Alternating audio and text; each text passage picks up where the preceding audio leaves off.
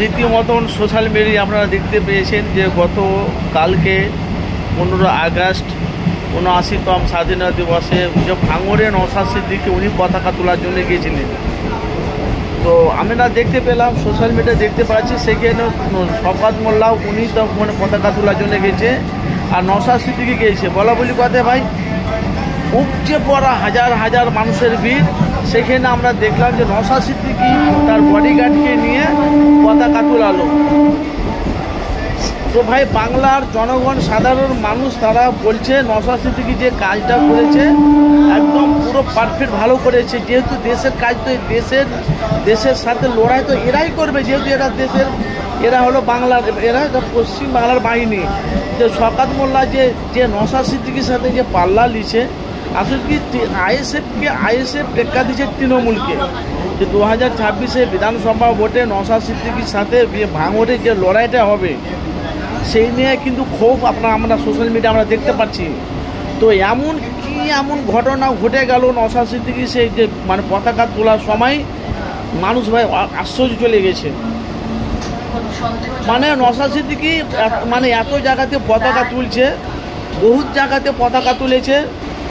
শওকত মোল্লা বলছে আমি 12-13 জায়গাতে আমি পতাকা তুলেছি, আর নওশাদ সিদ্দিকী ভাইজান কত জায়গায় যে পতাকা তুলেছে এর কোনো ধারণা করা যাবে না। কেন এক তরফে শওকত মোল্লার বাহিনী আর এক তরফে নওশাদ সিদ্দিকীর বাহিনী। নওশাদ সিদ্দিকী যেখানে পতাকা তুলছে কয়েক হাজার মানুষের উপচে পড়া মানুষের ভিড়।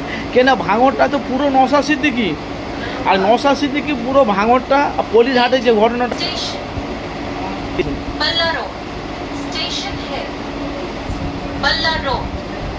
वस्तु जैसे ब्रीफकेस, बैग, थर्मस और ट्रांजिस्टर बम हो सकता है।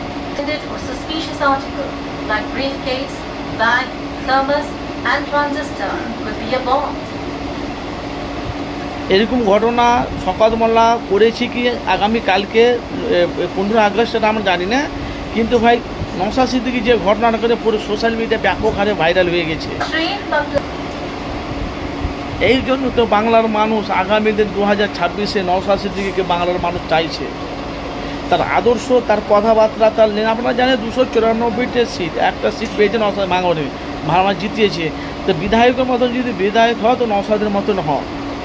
এদিকে তৃণমূল করে ধুমধাম করে দেখ বাজাচ্ছে, আর এদিকে নওশাদ সিদ্দিকী আমাদেরকে একটু সময় দাও, আমরা পতাকাটা আমরা তুলে নিই, তারপরে তোমরা যা হচ্ছে করো। কিন্তু নওশাদ সিদ্দিকী কথা শুনলো না। ঠিক আছে, ওদেরকে করতে দাও, আমরা আমাদের ছোট দল ওদের বড় দলের ওরা গুমগাম করে দেন মানে